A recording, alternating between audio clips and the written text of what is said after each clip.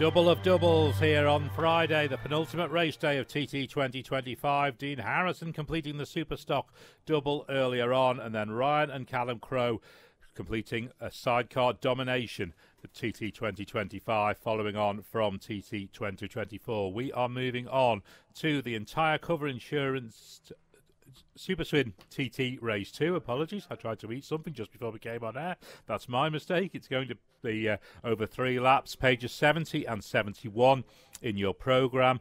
Let's have a quick look at the race 1 result while you get your programmes in order. It was, of course, Michael Dunlop on the pattern for MD Racing, who won by 22 seconds from Michael Evans. That fantastic podium for Mikey Evans on the Dapperbet Kawasaki. Rob Hodson also taking his first ever TTE podium on the SMT Racing pattern in 3rd. Okay, pages 70 and 71 in your programme. The changes to programme for the entire cover insurance Supertwin TT Race 2. The non-starters are numbers 2, 4,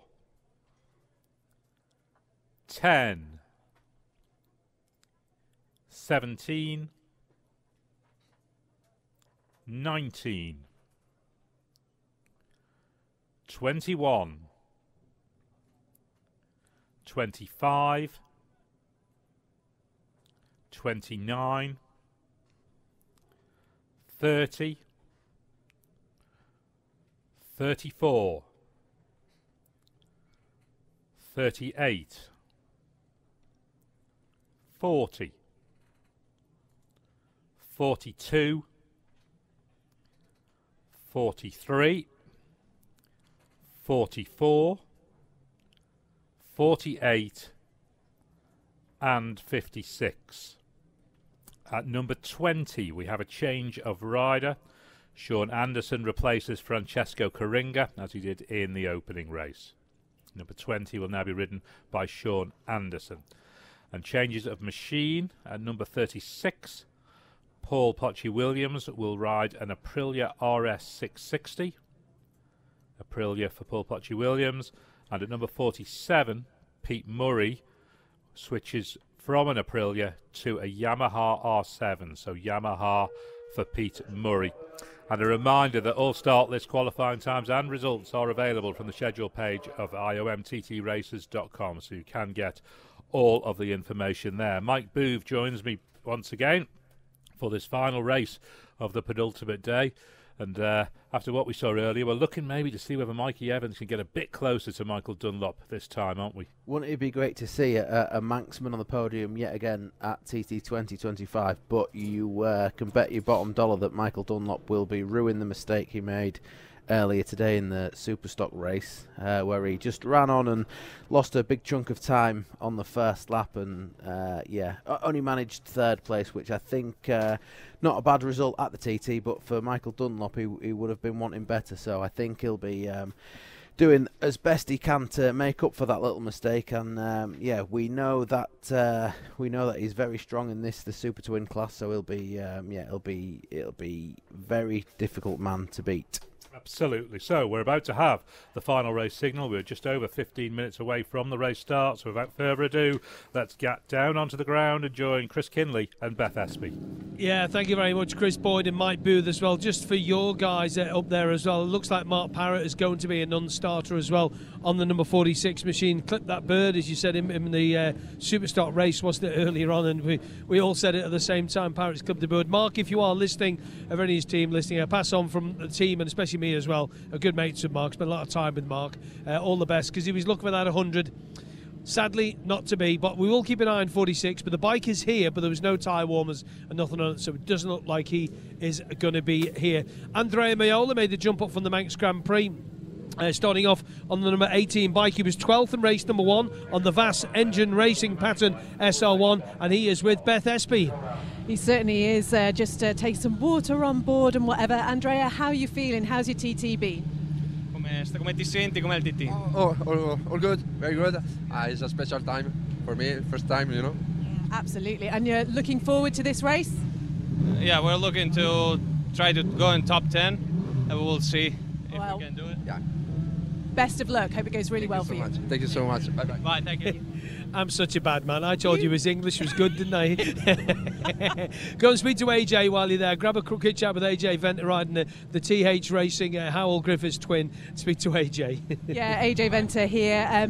This is TT going to be done and dusted after this race, and we know how much it means to you. Well, are you looking forward to this one? I am looking forward to this one. I need to give the TH boys a good result. We had a fuel issue yesterday in the Supersport race, and in the first Supersport race, we had a little mishap in pit lane. So, you know, this is if I can give them a good result, it'll just be my last ride with TH Racing for the year, and then we build on for next year. And that's the thing, when we talked about this the other day, didn't we, that planning goes on now for 2026. But in terms of how the machine's feeling, how you're feeling, all okay? Yeah, I'm feeling good. The bike's fantastic, team's fantastic, and for a change, the sun's shining. Oh, it always shines here on the island, you know that. Yeah, exactly. So today we've got to capitalise and enjoy it. Brilliant, have a good one. Thank you. Bring the sunshine for South Africa next year, AJ, if you don't mind. And Rob Hodgson's machine is here, and here he is. No, Stefano, you need to learn better English. Hello. Hello. Or maybe I need to learn Italiano, eh? Okay, perfect in Italiano. All good? Yes, perfect. Yes. Any changes made to the bike? Hai fatto qualche cambiamento alla moto? Yes, and only electric. The electric gear sensor. Okay, the electric sensors on it. But the pattern good? Va bene la pato? Perfect. Number one. Are you good? Number one. Ah, number one. Good luck, boys. Thank you very much. Thank you, boys. Yeah, cheers very much for that. Yeah, he's a character, Stefano Bonetti. 10th position for him there. And Lee Johnson's trying to touch me again. That's not right anyway. And do you know what? When it comes to canny-looking bikes, it's not bad, is it, Dominic Herbertson? Oh, I tell you what, Simon Warren, who owns this motorcycle at Melbury, London there, he's not bad with a set of crayons, especially when they get sharp, I'm telling you. Bit of inspiration and the man's away. You know, it's all credit to the whole Warren family there. This is all their work, all their hard work. And no, we're here, we're a bunch of retrobates, and we're putting a team together to go out and go fast. And have fun. Oh, no, we're not here to have fun, Chris. No, no, serious. Oh, no, at the TD, you're not supposed to have fun. You're supposed to just go fast and be grumpy all the time. But no, at the end of the day, every person who's come here, you know, be a spectator or not, or a competitor even, it's about having a giggle. And here, with the sun out, go for it. What about the twin? When did you get it before the start? When did you get it before TT? When could you start working on it? Well, we got the bike quite early on, but the problem with this is you just don't get a lot of time now to get used to the bike. But obviously what we got caught out was with the weather, and like these things run so temperamental on temperature in the engine just to keep the oil going. So it's a bit of a gamble, and that's the fun of Supertwin racing. Talk us through the engine on this. So it is basically based on an ER6 as their own pattern engine, because there's all rumours about what this is, Dom. Tell us from the horse's mouth. Which you're going to do anyway, aren't you? No, it's Kawasaki crankcases. It's actually a 1200cc, that, but don't tell anyone. Yeah, yeah. Oh, at least, you know, it's 208 brake horsepower. And that's not even to the crank, that's straight to the back wheel. It's a fantastic piece of engineering. No, obviously, you know, the bike's been bought from Patton, and they've got their own cranks, they've got their own rods, they've got their own heads, everything on that side of things. But no, fundamentally, it's a Kawasaki engine. And like everyone else in this grid, obviously we've got a few people running Yamahas, got a couple on Aprilias. Hey, get stuck in and see what happens. Good luck. Thanks for the explanation, Dom. Good luck. Cheers, man. Cheers. I'm here with Chris Moore, 24th in the first race, Chris. And you also, it was the day you met Sir Mark Cavendish, who I understand is one of your heroes. One of the best days of my life. Yeah, obviously that was brilliant. The race result, I'd like to have been a bit higher up, but I'll take it. It's a bronze replica. Yeah, it was good. It was good. What do those replicas mean to you? They mean the world. I mean, everybody that gets them, they should cherish them, because there's not that. All right, there's a few out there, but it's quite a small crowd of people that have got them, really. Where do you keep it? They get to go in the lounge. Yeah. all the other trophies get elsewhere, but they go in the lounge. Yeah, pride of place. Yeah.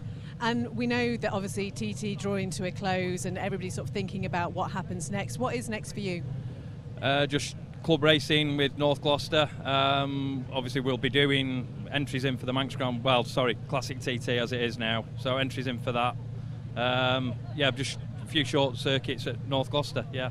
And all that while trying to live a normal life and do your everyday things, I guess. Absolutely, yeah. It's busy, yeah. How are you feeling ahead of this one then?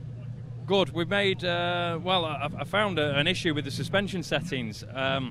I can't really fathom out why they were wrong, but they were wrong. So I'll leave that there. I don't know whether they've been, I don't know.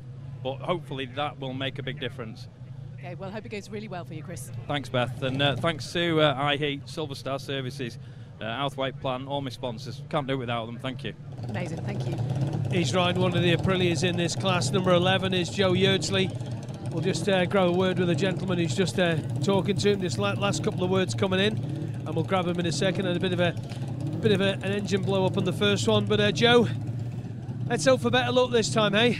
Yeah, it's been a tough week, especially with the 600 clutch going as well. I knew at Quarterbridge it started slipping, and that was the end of that. But not often that's let you down, is it? No, it hasn't. But I fried it off the line. I'm pretty certain that's what it is. We'd never leave an old clutch in the bike. It's once a year. Everything's always well prepared. But did a bit of an aggressive start, and that was it. But the other night, come onto the Cronkavody, and I thought someone had shot me with a shotgun when the bike went bang. And did it go bang big time? Yeah, rodded out the front, and a big hole in the front of the engine, oil over my boots and tyres. So that was knocked me confidence a little bit. But at least the bike was upright. So these things happen, and just looking forward to hopefully getting a finish and get some time under my belt on it, because I love these bikes, but it's just been a hard week. But these things happen.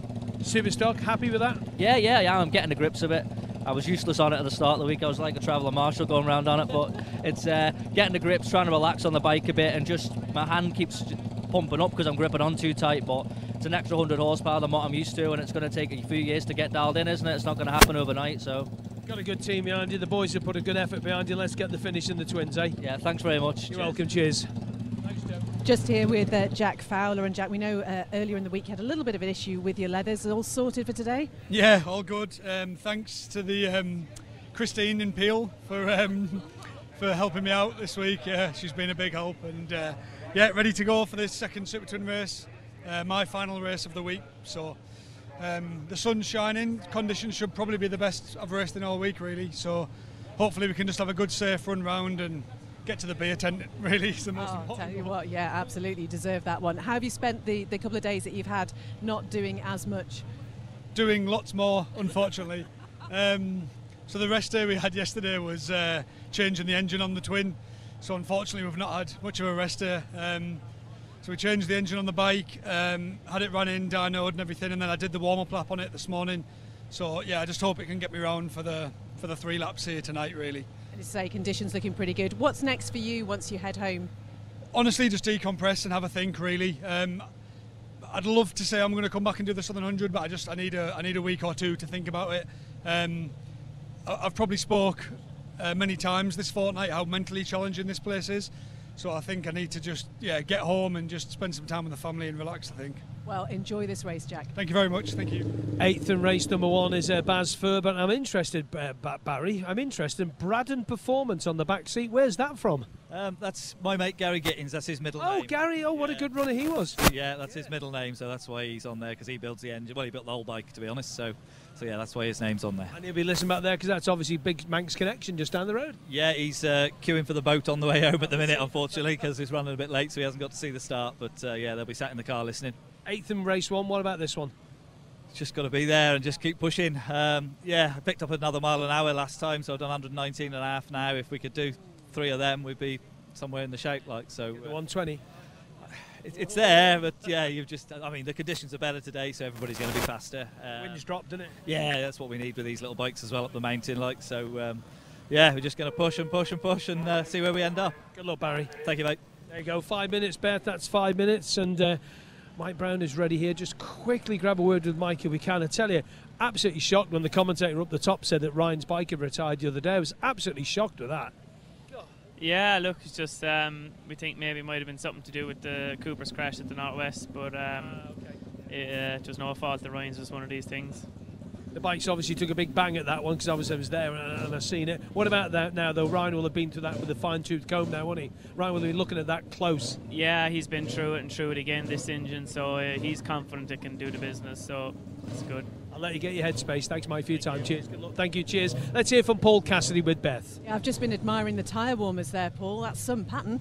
Yeah. Well, trying to do what we can at the moment to try and keep a bit of heat in these rims and wheels and tyres and stuff. And yeah, if we can put some covers on like that, you know, I'll do whatever. You know, I'll jump up and do 10 star jumps if you want, if he keeps heating them tyres. And I know you've been not feeling the best this week. You're obviously looking a lot better today and hopefully feeling it too. Yeah, we went to, on the rest day yesterday, we decided to go to Mount Murray and just try and sweat it out in the sauna and the jacuzzi and stuff like that. So it was nice, to be honest with you. It seems to be work. I feel a little bit perky and a bit more livelier today, so hopefully we can go a little bit quicker again. And conditions looking so much better, thank goodness. Lots of people around there, looking forward to it. Yeah, conditions are looking the best they've probably been in the last 2 weeks, if I'm honest. Even riding around, there's no wet patches or anything. There's a couple of flags still staying out, but I don't think they need to be out personally. So yeah, we'll just sort of get ahead down here now and chip away. You know, we have just come in off the big bike. Enjoyed that. Unfortunately, there was a few yellow flags getting waved, so I slow right down and acknowledge them. You know, there's probably lads that don't acknowledge them as much, should we say. But yeah, it's probably cost me a bit of time doing that, unfortunately. What's next for you, Paul, once TT's over? TT for me will be after here. We'll then get back, bikes fully stripped down, probably the Southern 100 next, maybe around at Andrews Racing in between if we can get that done, and then it'll be the Manx Grand Prix, and that's probably about it, to be honest. Well, I need to sit down after that. Good luck today. Yeah, all the best, thank you. 3 minutes to go. Good luck, Mikey Evans, for this one. Thank you very much. How was your birthday cake celebrations? Yeah, it was all right. It was good. Yeah, a bit of chocolate cake, my favourite. But oh no, too claggy for me. Nah, it's brilliant. Loved it. Oh no, not for me. Any changes made? Are you happy with it from the other day? Yeah, happy with it. It's just down to me. Yeah, I just need to go a little quicker, but yeah, I'm not going to do anything much different than what I did the other day, and just try and get us around for 3 laps. How's the right arm, all right? Yeah, it's a lot better than it was. It's getting better. Just that rest day yesterday really helped. And obviously the Twin's a little bit of an easier ride compared to the big bike, so it shouldn't be too bad. Good luck. Thank you very much. There you go, there's Mikey Evans on the Daffabet machine. The guys, Adams, fussing over it just in front of us now on the Batham's machine is Michael Rutter, the only bike that Michael is here on this year, the little R7, and looks so splendid in the black, gold and orange sort of colours. Tyre warmer's just about to come off, and Michael just last minute furkling just in there, just checking the clutch tension on that there. Just checking it out, just adjusted it just a little bit there, but Michael done this so many times, he knows what he's doing. And Paul Jordan with Joe just gives a quick hug, and we are ready to go. And there's a bit of cable coming about the ground here, no idea where that's come from anyway, so better get the engineers on that and have a little look at that. So we are less than a minute and 30 seconds to go for the second Super Twin race. Don't know who's going to win this one. Michael Dunlop has just arrived, looking a bit anxious actually down Glencountry Road. He was then, but I think he'll be perfectly fine when that flag drops, and he'll be away on his pattern. So Michael Dunlop won number 6 for number 5 Mikey Evans. Dominic Herbison number 13. He got that 3rd position. That's your top 3. What's it going to be in about an hour or so? Let's get up to our guys in the commentary box. It's Mike Booth, and first of all, Chris Boyd. Thank you very much, Chris. We will wait for that. Just news from the Superstock race from Race Control. Jonathan Getchie came off at Glen Helen during lap 1 of the Superstock race. He has been air-medded to Nobles with reported chest injuries. He continues to be assessed, and further updates to be issued in due course. So Jonathan Getchie off at Glen Helen, lap 1 of the Superstock race, air-medded to Nobles. Best wishes to him. We move into 30 or so seconds and just over from the entire cover Insurance Super Twin TT Race 2. 3 laps, 113.19 miles. There will be a pit stop at the end of lap 1. Our starter is Lisa Buckley, the head of entire cover brand marketing, and we see Paul Jordan roll up to the line. There is cloud just filtering in, but it's very, very high. It looks sunny and bright here. Great conditions. The wind has dropped a lot as we get to 10 seconds to go for Paul Jordan on the Jackson Racing, powered by Prosper 2 Aprilia, who is about to get the tap on the shoulder. Super Twin TT Race 2 underway.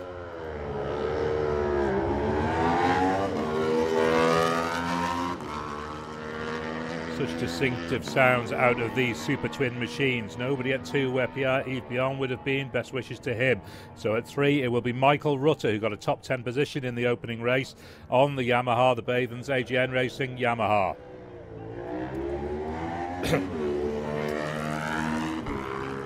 Nobody at 4 either, so next away will be podium man, runner-up from the first race, Michael Evans on the Daffabet Kawasaki. What can he do about Michael Dunlop this time round?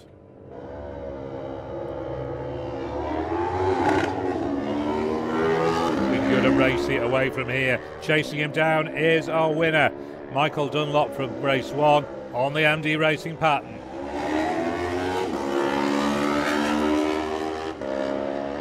Adam McLean on the Flitwick Motorcycles SMV Yamaha. He finished 7th in the opening race. And then Davey Todd on the Malenko by Padgett's Pattern with my Coolman machine. He was right in contention earlier in the week. Finished 5th. Mike Brown will look to overcome his retirement on the KMR Kawasaki Jack Reed Cars machine. A gap at 10, and we'll next get into Joe Yeardsley on the Scott Racing Motorcycles Aprilia. It was a retirement in the opening race for Joe. He finished 8th in one of the races last year. He's away. Barry Thurber will be next to go in the DC Motorcycles of Newtown Yamaha. Always goes well in this class. 9th place for him on the opening race, and then Dominic Herberton, who finished 6th on the Melbray Racing Pattern. More patterns coming. Stefano Bonetti next to the line on the Vass Racing machine. And then podium man from race 1, Rob Hodgson on the SMT Racing Pattern. He gets away. Alan Venter, who I spoke to before the start, has his final ride of the meeting on the Kawasaki.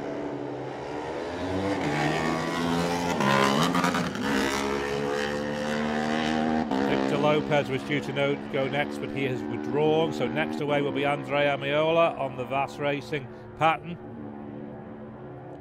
About to get the tap on the shoulder. 12th for Andrea in race 1. Maurizio Bottalico has also withdrawn from this race, so next to go will be Sean Anderson on the Delmo Racing Top Surface TRT Yamaha, as he waits to get the tap on the shoulder. Big line of bikes behind him. Michael Sweeney finished 11th in race 1 on the MSR Racing Aprilia. He goes next. Then Michael DeCoppel on his Indy Racing Aprilia. He finished 18th in race 1.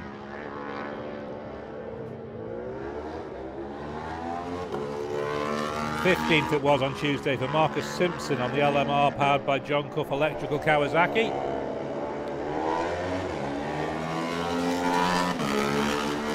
And then one of our ever-increasing French band of riders, Julien Craignot on the Scott Racing Aprilia. Martin Morris next to the line on the Morris Racing Brewer Racing Aprilia. 21st for him in the opening race. And 14th for Michael Russell on the Brook-Built Racing Aprilia.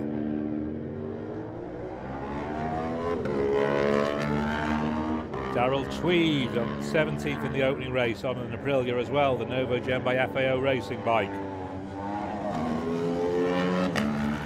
Another Frenchman next away, Lancelot Unisart on the Obsession Engineering Aprilia.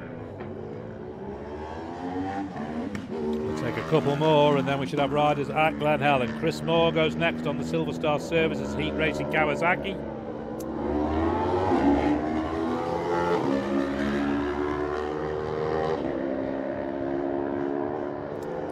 And Jack Fowler away on the Logic I Kawasaki as attention switches to Glen Helen on lap 1, Mike. Yes, it does. The first riders have just arrived at Glen Helen. Paul Jordan is in, his time is up, but we wait to see for the rest of the field to come through to break them timing splits to see where everyone slots in. We're watching Michael Dunlop. I'm keeping a really close eye on him to see whether or not he catches Michael Evans on the road.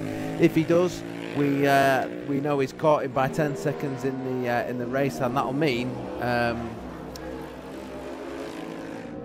yeah, we'll see. This is the battle for the race, really. Michael Rutter has gone through Glen Helen, so he's second on the road as we look at a retirement. It looks like Mikey Evans retiring at the Black Dub in the Glen Helen section. Absolutely devastating to see. His team and the entire Isle of Man will be shedding a tear because he was set to have another fantastic race on the Supertwin. What an awful turn of events. Michael Evans then on the Dapper Bet bike out at Glen Helen on lap 1. Such a shame. Runner-up position in race 1, out at Glen Helen on the opening lap, and Michael Dunlop passed him as he was pulling in. So Michael Dunlop, completely aware that his likely nearest contender is out. That's right, yeah, and he now leads the race from Davy Todd by 3 seconds. Still a handful of riders to break the timing beam at Glen Helen, so we'll see what them positions are like in a few minutes, but it's looking like Michael Dunlop takes a very early lead in this second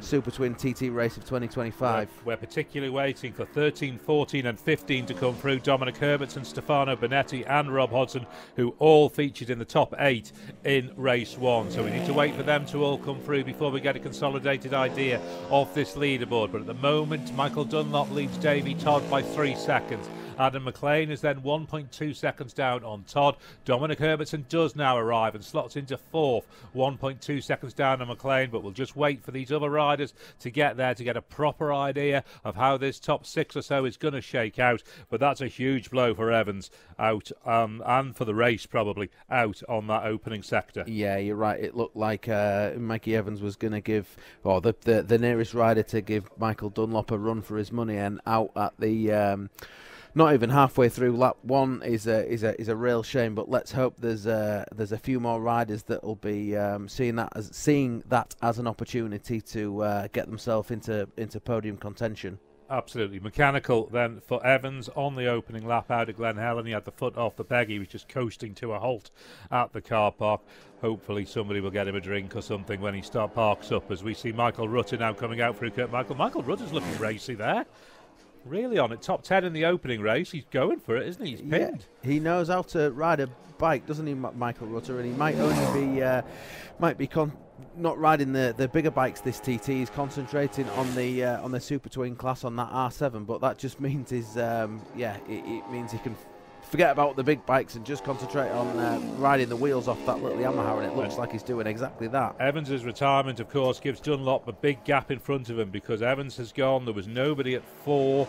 So next up it would be Michael Rutter. He'll be coming across. So at Glen Helen then we've got these later starters through, and it is Dunlop still leading. 3 seconds from Davy Todd, then 1.2 seconds back to Adam McLean. Rob Hodgson, our podium man from race 1, slots into 4th, 0.2 of a second down on McLean. Then Dominic Herbertson is 1 second down on Hodgson. Mike Brown is 1/10 of a second down on Herbertson. Barry Ferber is 7th, 1.9 seconds down on Brown. 0.3 of a second between Ferber and Paul Jordan, who is 8th. Then Evans shows in 9th, but we know he's out of it. So 9th will be Stefano Bonetti, about 1.4 down on Jordan. Then Michael Rutter will be 0.8 of a second down on Bonetti, rounding out the top 10. As our front 3 are through Ballath already, and Dunlop's lead. Well, we wait for Davy Todd to see just where this shakes out. It's showing over Paul Jordan at the moment. We've got Dunlop, Jordan and Rutter through Ballath. So we need to wait for Davy Todd and Adam McLean and Rob Hodgson probably to get there to get a proper idea. McLean arrives. Todd should be next. He should be there imminently. He is. The lead has gone out to 5.5 seconds. Dunlop leads Todd by at Ballath on lap 1. Davy Todd having a much better showing in this race, this second Super Twin race. He did mention earlier on in the day after the Super Stock race this morning, or this afternoon I should say, that the team weren't 100% happy with the Malenko by Padgett's pattern. They were hoping to get a little bit more speed out of that bike, and it looks like they have, because 4th or 5th place I think he was in the first Twins race. So, 5th place, in the first Twins race. He's already up to 2nd, so he'll be hoping to maintain that on his, hopefully, bike with a little bit more power. Absolutely. We're just seeing Rob Hodgson there. Looks like he's catching traffic. Could be Stefano Bonetti that he is catching on the road. He'll not need to clear him as quickly as possible to make sure he's not getting held up. We wait for him to arrive, in fact, to get the shake-up. He was lying in 4th at Glen Helen. Dominic Herbertson is currently showing in 3rd. He's taken 3rd with Mike Brown 4th and Adam McLean 5th, but we wait for Rob Hodgson to arrive to get a proper idea of this. Hodgson does arrive. Hodgson claims 3rd. Dunlop now leads Todd, and it's now Rob Hodgson gone up to 3rd. Adam McLean has dropped from 3rd down to 6th. in the sector between Glen Helen and Belaf. So Dunlop leads by 5.5 seconds over Davy Todd. Rob Hodson is then half a second only down on Todd, and then Dominic Herbertson 3 seconds down on Hodson in 4th. Mike Brown only half a second down on Herbertson in 5th. Adam McLean 7/10 of a second down on Brown in 5th. It's close, it's really close. Barry Ferber showing in 7th, 2.4 seconds down on McLean. Then Paul Jordan in 8th, only half a second down on Ferber. Stefano Bonetti in 9th, and Michael Rutter in 10th, with Joe Yearsley and Alan Ventnor also out through Belaf. It certainly is close. Rob Hodson obviously looking for his second TT podium after his first TT podium a few days ago. That'd be great to see him standing on the box again. I believe Adam McLean, this would be his first podium if he managed to get back to 3rd place, wouldn't it? So yeah, he's just dropped some time there, possibly catching traffic on the road. No, Adam McLean would be coming up on Dunlop, and then Evans is out of it. So in fact, I don't think that's the situation. Might be a small issue for Adam McLean, who has dropped those 3 places on the run from Glen Helen to Belaf. Paul Jordan, first man on the road, arrives into Ramsey Hairpin. He is still first on the road, and then we'll expect Michael Rutter to arrive next, who is being chased down by Michael Dunlop on the road. Conditions are looking great all around the TT course now, aren't they? Not too many wet patches now, if any. The wind has died down quite a lot, and it's actually quite warm, certainly here in Douglas at the grandstand. The temperatures are reasonable, and would make for probably quite fast laps. But what it also will mean is when these guys do catch a little bit of traffic, if they've got nice conditions, i.e. no wet patches, and we're actually looking at the lack of adhesion flags at Ramsey Hairpin at the moment, where it does stay damp a little bit more often. However, if it's in the dry sections, it'll be a lot easier for the guys to overtake any traffic, because they can go offline where it might otherwise be a little bit damp. If it's dry, they can go offline, use the offline, the either side of the racing line to get back past their competitors, and hopefully not lose too much time when they do catch traffic. The lead is out to 8.9 seconds at Ramsey Hairpin, lap 1 of 3. On the way back here to the compulsory pit stop, Michael Dunlop leads by 8.9 seconds from Davy Todd. We'll wait Rob Hodson, who continued to hold 3rd at Belaf. He needs to arrive yet. Mike Brown, Adam McLean, Paul Jordan and Michael Rutter all on the climb of the mountain. Chris Kinley's been keeping an eye on the lower later starters. Yeah, Mikhail de Koppel through Belaf is in 10th place with the 22 bike. Marcus Simpson starting at 32. He's up to 13th place. Michael Sweeney 24 into 15th. Mike Russell with another good showing on the 55 bike. He's up to 17th place. 35 Darrell Tweed up to 18th. Lance Unisart, a good run in the first one. He's in 20th position, the number 52 bike. And Jack Fowler, who we talked to before the start of the race, number 50, he's slotted in the 24th. But like you quite rightly say, there is nothing between that position of Brown, Herbertson, McLean and Jordan. Only a couple of seconds, boys, and of course Baz Ferber in that mix as well. Absolutely, we're waiting on Hodson to arrive at Ramsey Hairpin, but Mike Brown has overhauled Dominic Herbertson by 9/10. Hodson does now arrive, so let's give you an idea of the top 6. Dunlop leading by 8.9 seconds from Davy Todd, who is only 1/4 of a second up on Rob Hodson, who's moved into 3rd and is moving closer to Todd. Mike Brown then has moved past Dominic Herbertson. He's up to 4th. Dominic Herbertson drops to 5th, and there's only 9/10 of a second between them, and 1.3 seconds back to Adam McLean, who is in 6th. Paul Jordan has got past Barry Ferber on the leaderboard, so Jordan up to 7th, Ferber drops to 8th, then Stefano Bonetti in 9th, and we wait for Michael de Koppel to come through, who was holding on to that 10th place at Belaf. So they're out on to the climb of the mountain. We're seeing Davy Todd on the Malenko bike, absolutely down, getting every single ounce of pace he can out of that bike. He is, and he'll need to do exactly that, won't he, when Rob Hodson is less than 1/4 of a second behind him. I think we've got a race on our hands, haven't we? We might be seeing Rob Hodson on the 2nd step of the podium rather than the 3rd. And we've got the whole shake-up of a pit stop, which we didn't have in race 1 because it was reduced to a 2-lap race. Yes, and we've seen just how much time you can lose in a pit stop. Davy Todd this afternoon, struggling to get that super stock bike started, and a tiny little problem like that can really make a massive difference, particularly when the times are as close as they are today. Michael de Koppel has made it to Ramsey, and he's moved up another place. He's up to 9th. He's overhauled Stefano Bonetti there. There's literally 2/100ths of a second between de Koppel and Bonetti. This class was introduced to have close racing. My, have we got close racing. It definitely delivers, doesn't it? It's some really exciting racing. They might not be the fastest bikes here, but it's some of the most exciting, and it's fast, furious racing, isn't it? Absolutely. Michael Dunlop clipping the giveaway sign at Bungalow, just at the top of the Faulty Wheel Road as he makes his way up Halewood's Rise, up towards the Brandywell Junction. We wait for Davy Todd to arrive. We've got Paul Jordan and Michael Rutter still out in front on the road, but it's Dunlop leading in the race, and we wait for Todd to arrive at the Bungalow to see what the gap will be. Has it come down any, or has it gone out? Here is Todd. We'll get the time any second. Nice and neat line by Davy Todd. He's not quite as far over to the right-hand side as he goes through the junction at the top of Faulty Wheel, but nonetheless does clip the line. It's gone out to 10.5 seconds. Dunlop leads on the pattern from Davy Todd's machine by 10.5 seconds.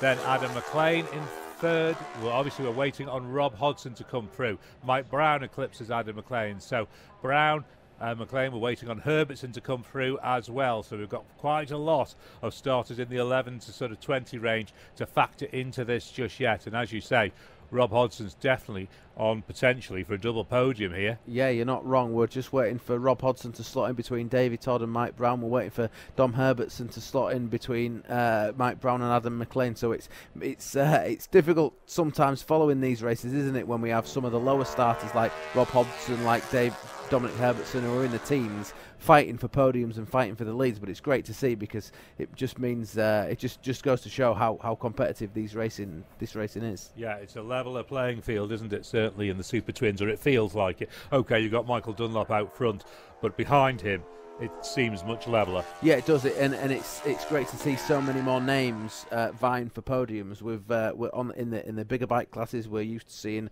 a handful of names that we expect to see on the podium, but you throw a Super Twin race into the mix, and it really is anyone's guess who's going to end up on the podium, isn't it? Hodson then arrives at the Bungalow and continues to hold on to third place. He's 2.8 seconds down on Todd, so that's gone out just a little bit. Then Mike Brown shows as fourth, 3.4 seconds down on Hodson, and only half a second up on Adam McLean, with Dominic Herbertson only a 1/10 of a second down on McLean in sixth. Then Paul Jordan shows us 7th, Barry Ferber 8th, but we've got later runners we know coming to factor into that lower part of the top 10 leaderboard. All these guys trying their absolute hardest, though. You can see that the images that we're getting that we're getting back, they're using all the track, they're climbing all over the bikes, and it's easy to think that, you know, with these bikes being a little bit smaller, the power not being the same as a superbike, that they're easier to ride. And you know, they're easier to ride at a sedate speed, but if you want to get the very, very best out of them, I think they're actually more difficult to ride, because you've got to be so committed. You can't use the power to drag you out of the corners in the same way that you would on a superbike. It just looks like we're approaching the first pit stops now, though. Absolutely. Here comes our leader on the road at Cronknamona. It's 11.4 seconds. Dunlop leads by, but let's get down to Chris Kinley. Yeah, Paul Jordan, the first rider in, currently holding on to provisionally fourth as he went through Cronknamona, still inside the top 10. The Jackson Racing Aprilia stops. It'll just be a splash and dash, and just quick check the chain tension, just make sure everything's all okay. Paul will get the fluid on board, and he'll also just get a little bit of juice on board, a little bit of petrol, just to get him to the end of this race. And say another lap, 2 laps to go, but here we go. He's your race leader. Across the line he goes there. Michael Dunlop slows down Chris Boyd. What's the lap time? 121.664. 18 minutes 36.4. 121.664. Paul Jordan's got away as number 3. Michael Rutter comes in, and Davy Todd is through Cronknamona. It's 11.4 back to Davy Todd in that second place. We hear the klaxon go once again, so we've got Michael Rutter in on 3 and Michael Dunlop in at 6. We look up the road as Michael Dunlop has no problems getting the SC Project pattern started up. Adam McLean is in. Davy Todd is in. So there we go. What's the split? 12 seconds. That's all it is. That Malenko by Padgett's pattern is behind Michael Dunlop. And there we go. He's away. Michael Rutter is away. Adam McLean is in. But Dominic Herbertson is now through Cronknamona, as is Rob Hodson. That's 4.7 seconds back. So Rob's lost another couple of seconds there, as this man, Mike Brown, on the Jack Reed cars, KMR Kawasaki, Ryan Farquhar. And there's the Malenko by Padgett's pattern heading off down Bray Hill. Gets to that slope we talked about earlier on in today. You've got to be careful of that. There's Adam McLean going as well. So 8 and 7. So looking back to Cronknamona, Dunlop led by 11.4. It was 12 seconds at the grandstand from Davy Todd. Rob Hodgson is through Cronknamona, 4.7 back, but he's lost a couple of other seconds. Let's go back up to Chris Boyd. Yeah, indeed, the lead has been almost halved. Davy Todd has done a 29.55 second pit stop. Michael Dunlop a 35.57. 6 seconds have come out of the lead. It's down to just over 6 seconds. Dunlop leads Davy Todd by going out onto lap 2. 11, 12 and 13 are all in. We've got Joe Yurdsey, we've got Baz Ferber, and of course we've got Dominic Herbertson provisionally holding on to that 4th place on the split from Cronknamona. Dom Herbertson only 2 seconds back off the number 15 bike. This one here, 3rd place, Rob Hodgson, 6.3 back as Baz Ferber on the Yamaha gets away, and he goes down pit lane to Rob Hodgson about 3/4 of the way down on the left-hand side. So let's give you the leaderboard into the pits. Michael Dunlop 6, leads number 8, Davy Todd, by 12.088 seconds. But like Chris Boyd says, that will possibly change when they get to Glen Helen. And the 3rd place man, Rob Hodgson, 8.3 back off him, but he's still in the pits at the moment, just about to leave on the SMT pattern, right down the bottom of pit lane, and away he goes. Then it's 9 Mike Brown, 13 Herbertson, 7 McLean, 1 Jordan, 12 Ferber, and then we're just waiting for 14 to come through. There he is, Stefano Bonetti. He's slotting even into 11th position, but we must keep an eye on 22, Mikhail Indy de Koppel. He's having the ride of his life. He's up to 12th through Cronknamona, and he should be Chris Boyd, next man in. He is. Oh no, it's not. It's AJ Ventnor. Sorry, that's AJ, I think, in next. And just looking to see where AJ slots in. AJ slots into 15th at Cronknamona, 12th through the grandstand. So we'll just hold it, and I think this could be Indy, is it now, coming in? Just struggling to see. He's right at the top. No, that's Andrea Maiola in, but again, it's de Koppel having a cracking ride. Absolutely, then. We think Michael Dunlop's lead will be down to 6.3 seconds heading out onto the second lap. Davy Todd, the Malenko by Padgett's team, superb stop by them, under 30 seconds. And that's cut the deficit to 6.3. Then it'll go out. Rob Hodgson's gap will go out a little bit from Davy Todd because that Davy Todd pit stop was so quick. The deficit will be just over 7 seconds, Todd to Hodgson, and then it'll be 4.7 seconds, Hodgson to Mike Brown. That was 0.3 coming in, but Hodgson's pit stop was 3.4 seconds quicker. In Gasoline Alley then we've got 24 Miko Sweeney dropping into 13th place, just ahead of him on the left hand side of the entire cover insurance Supertwin podium is Mikhail Indy de Koppel. 12th place for Indy's only 2.6 back off Stefano Bonetti, and that's Miko Sweeney. You hear going, got one more machine up the top, just can't pick that number up because there's a load of guys outside it. De Koppel's got a problem, it's not firing. Come on Indy, downhill now, there we go. No, there, yes, no, yes, yes, she's away. Brilliant stuff. Maybe lost a little bit of time, did Indy there, as we get the next outfit through, or the next machine will be Sean Anderson. Sean stepping onto the ride that Francesco Coringa would have normally been on, and for that machine gets away on the Aprilia. I think Sean's on, is it the Aprilia? I think it's Yamaha. Actually, he's on the Yamaha, to be fair. So Sean in and out. As 32, Marcus Simpson in. He drops in the 16th, and 41. Jeez, 41. Julian Craig, no, and Marcus Simpson nearly ever coming together. Chris Boyd. Oh my word, plenty happening. Let's tell you the lap one times then. As we said, Michael Dunlop 18 minutes 36.421, 121.664. Davy Todd 120.361. Rob Hodgson 119.684. Mike Brown 119.642. Dominic Herbertson 119.503. Adam McLean 119.436. Then Paul Jordan 118.914. Paul Jordan is already out through Glen Helen. We'll wait for the riders, the other riders, Michael Dunlop in particular, obviously, to get out through there. We'll get an idea of the leaderboard. We're going to have to wait for Rob Hodgson to arrive from the start number of 15 all the way to get out there to get a consolidated idea of these top three after the pit stops. Paul Jordan is still away on the road, I think, and leading on the road, but Michael Dunlop will be closing on him a little bit as Michael Rutter goes through. Dunlop is up to second on the road, then Michael Rutter is third on the road. Then we'll wait for the other guys to arrive. Mike. Super quick pit stops then. It's worth remembering though, of course, it's a pit stop after one lap. The guys have only used 1 lap's worth of fuel, so it's quicker to fill the fuel tanks with fuel, and these bikes with them in a little bit slower, a little bit less power, the teams wouldn't tend to do a rear tyre change, so really fast pit stops. Back down to Chris Kinley. Yeah, Martin Morris, unfortunately, number 27, going to be a retirement. In the pits at the moment is Paul Potchy-Williams. He's in for his pits, and I think that's Jack Fowler just ahead of him at the moment. Jack in 26th position. I beg your pardon, no, that's changed. In 27th position he will be, but he'll move up a spot. We got one more rider just come in there as well. I think that's 31, I think it is. That's Paul Cassidy, a local man for Nan Castletown, and 37 also in there, Sam Johnson. Sam gets away on his Aprilia, so some pretty close calls in here on this only one pit stop. Goodness me, I tell you what, the people just have to be on the ball in pit lane, Boydie. Every single hundredth of a second is counting because these places are being so closely fought, and that came out exactly in your coverage there of the pit stops, Chris. We're waiting on Rob Hodson to get out to Glen Helen.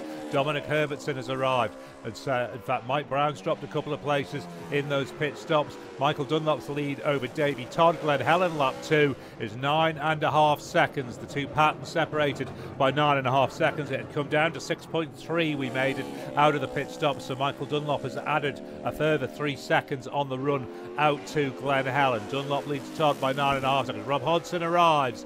It's 8.3 seconds. Hodson trails Todd by, but still holds on to third. Now 4.4 seconds from Dominic Herbertson, who has climbed up to 4th. Adam McLean has climbed up to 5th, only 1.1 seconds down on Herbertson. Mike Brown has dropped from 4th to 6th at Glen Helen on lap 2 after the pit stops. He's only half a second down on McLean. Paul Jordan holds 7th, 3.4 seconds down on Brown. Barry Ferber continues to hold 8th, as he did here at the grandstand, 2.3 seconds down on Paul Jordan. Then Michael Rutter shows in 9th, Joe Yeardsley 10th, and Stefano Bonetti in 11th. Oh, it's breathless. It is. It definitely is breathless. We've just seen, I think it was Michael Dunlop wheeling past the please drive slowly signs in Kirkmichael. It's an absolute joy to see, isn't it? No ticket for Michael Dunlop. He can do what he wants out there on the TT course, as can they all. And they're putting on a fantastic show for everybody who's out there watching today.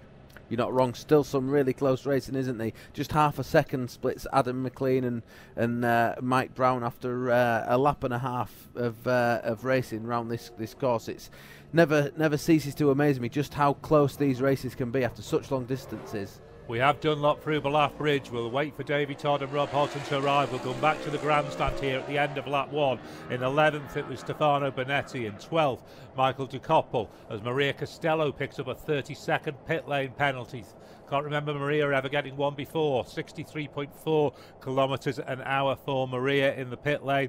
It was Mikko Sweeney in 13th at the end of lap 1. Then Andrea Miola in the pattern in 14th. Darryl Tweed on the Aprilia in 15th. Alan Venter holding on to 16th on the Kawasaki. 17th on another Kawasaki, Marcus Simpson. 18th for Michael Russell.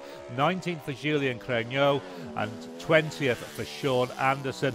Plenty more coming through the pit lane. Has it gone quiet, Chris?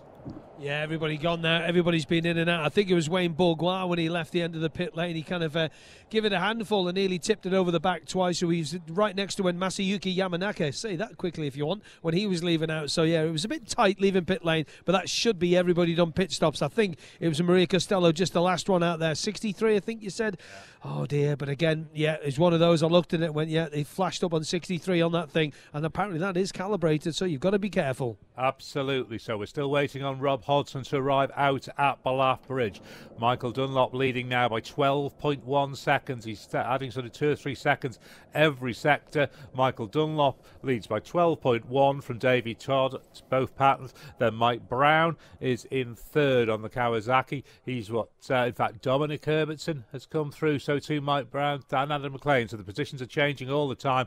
We still await Rob Hodson's arrival at Ballaugh. It should be there in the next 10 or 15 seconds or so, and then we'll get a proper idea of the leaderboard at pretty much half distance. There we go. Hodson arrives. He's 8.2 seconds down on Todd. He's 5.7 seconds ahead of Dominic Herbertson, who is in 4th. Then Mike Brown has overhauled Adam McLean, 5th and 6th, changing once again in this race.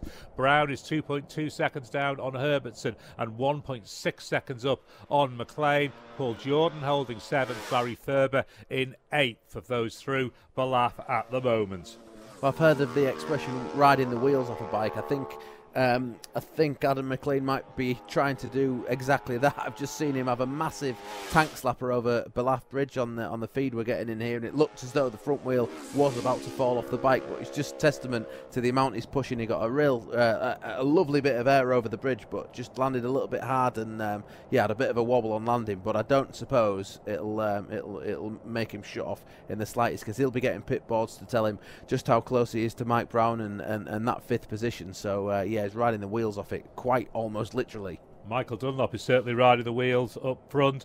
He's just done a 3 minutes 17.5 sector time, Glenn Holland to Belaf. That is 2.5 seconds inside the lap record sector that was from 2018, I think it is, all the way back on 2018. The lap record stands on the Super Twins from, but he is far quicker in that sector. Obviously, the lap will include the pit stop, so the speed will be down as a result of that. Paul Jordan, our first man on the road, is into Ramsey as we see Michael Dunlop also arriving on the run up through Whitegates to Stella Maris and then into the hairpin. We'll pick him up next. He can't probably see Paul Jordan at this stage. No, Jordan goes round the corner into Waterworks as Dunlop arrives up through Stella Maris. So he's gone out. The advantage is going out. He's catching Jordan on the road, although there's still probably 13 or so seconds between them. It's Davy Todd we're waiting on next. We see him come up past the bus station in Ramsey out onto Mayor Hill. He's got Michael Rutter behind him now, so he's caught at an overhaul. Michael Rutter on the road, Rutter doing his best to stick with him as they head up through Whitegates. We expect you would expect, wouldn't you, Rutter to be burying his head under that screen just to try and gain a couple of extra miles an hour from David Todd, who just looked a little bit sketchy and a little bit wide into Ramsey Hairpin. He looks behind him, he can hear a bike. It's Michael Rutter behind him. These twins are very, very noisy. When you're riding a twin and there's another one behind you, or riding any bike and there's one of these twins behind you, you know about it. You can feel the air vibrating with the sound of the exhaust on these bikes. So he'll know that he's got a bit of it. When you can get a bit of a gap, you definitely know about it, because it's just become a bit quieter, even if you have got headphones in. Rob Hodson just going out through the K-tree. The leading riders onto the climb of the mountain. Dunlop leads Todd. It's gone out further, 2.5 seconds again. It's 14.6 seconds that Dunlop leads Todd by at Ramsey Hairpin on lap 2, just over half distance off this entire cover Insurance Super Twin TT race 2. We then wait on Rob Hodson to arrive. We know he's on his way into Ramsey because we've just seen him. He holds on to third at Belaf, 8.2 seconds down on Todd, with Dominic Herbertson, who's in fourth. He's already through, just coming through Ramsey Hairpin now on the Melbury bike. I think Michael Dunlop will start to see Davy Todd up on the mountain on the big open stretches when on the mountain mile. You see nearly a mile and a half in front of you. So it's when Michael Dunlop sees the rider in front of him, he'll just be using that as a bit of a carrot to drag him along. I don't suppose he needs the carrot at the minute with a 14-second lead, but it's it does always help. Hodson is through the Ramsey split point hint. He's 8.1 seconds down on Todd, continuing to hold on to third place on the SMT pattern. Dominic Herbertson then on the Melbury bike is in fourth, 6.4 seconds down on Hodson. Mike Brown is in fifth, 1.9 seconds down on Herbertson. Adam McLean seventh, 3.4 seconds down on Brown. Then in eighth, that's in sixth, sorry. In seventh, Paul Jordan, 2.4 seconds down on McLean. Then Barry Ferber is eighth. Joe Yearsley in ninth. Michael Rutter in 10th. And Stefano Bonetti 11th of those through the hairpin so far. As we're just seeing a replay of Michael Dunlop on the pattern out through the K-tree. He's got his head right down on the tank, hasn't he? Just lifts it very, very slightly just to take in the jump over the K-tree, and then straight back down on it to get the drive into Milntown. Both wheels off the ground. He's got the throttle absolutely pinned. He's he's riding it like he stole it, isn't he? And we see him just approaching the bungalow now at the top of the mountain. He'll be riding across the top of the mountain and then down the other side of it to complete the second lap of 3 of the Supertwin TT. We've got Michael Dunlop and Paul Jordan through the bungalow. We'll wait for the others to arrive. Chris Kinley. Yeah, quickly back to Ramsey Hairpin. Mikael de Koppel, yeah, despite that pit stop, he stayed in about 12th place in the 22 bike. Michael Sweeney, 24, is 13th. Darrell Tweed, 35 starter, he's in 15th. Mike Russell's shown well again. In fact, Indy de Koppel is now through Ramsey, holding on to that 12th place, just behind, about 3.5 seconds back off Stefano Benetti. That's come down actually by quite a lot because it was 7 seconds between Balaf and between Benetti and de Koppel through Balaf, and Benetti and de Koppel is now 3.5. Also running well, Julien Craigno in 19th position for the number 41 bike. Sean Anderson on the 20 bike, he is in 20th through Balaf, and Paul Potcher-Williams just picking a few out there. Number 36, he's in 50. He is in the number 36 machine is in 22nd position. My fingers and thumbs are going all over the place. It's getting cold in pit lane. Back to you, boys. Thank you very much. Todd is through the bungalow now. It's 14. It's basically unchanged. Maybe he's nibbled a 10th back. Actually, it's from 14.6 down to 14.5. Todd trails Dunlop by. Then we're waiting on Rob Hodson to arrive at the bungalow. We have Mike Brown, Adam McLean, Paul Jordan and Michael Rutter through the bungalow. We're not sure if there may be an issue for Rob Hodson here. We're just looking at the trackers. His bike seems to have stopped just coming up out of the gooseneck, but we'll just wait and see whether or not that's just a transponder issue and whether that jumps forward or not. We're just waiting to see. It looks like he may be stopped on the trackers. We'll find out in the next few seconds because he would be due at the bungalow. We've got Dominic Herbertson through, who may inherit a top 3 place here. We're waiting to see. We'll give him a few more seconds. Brown, McLean, Jordan, Thurber and Rutter all through. It looks like potentially there is an issue here. We're not seeing Herbertson, and I think he's overdue now at the bungalow. Hodson overdue at the bungalow, so it means Dominic Herbertson is up into 3rd place on that Melbury pattern. So it's a pattern 1, 2, 3. Michael Dunlop, Davey Todd, Dominic Herbertson, with Rob Hodson looking to be out of it on the run out of the gooseneck on lap 2. We've then got Mike Brown showing in 4th at the moment. Adam McLean 5th. Paul Jordan in 6th. Barry Thurber 7th.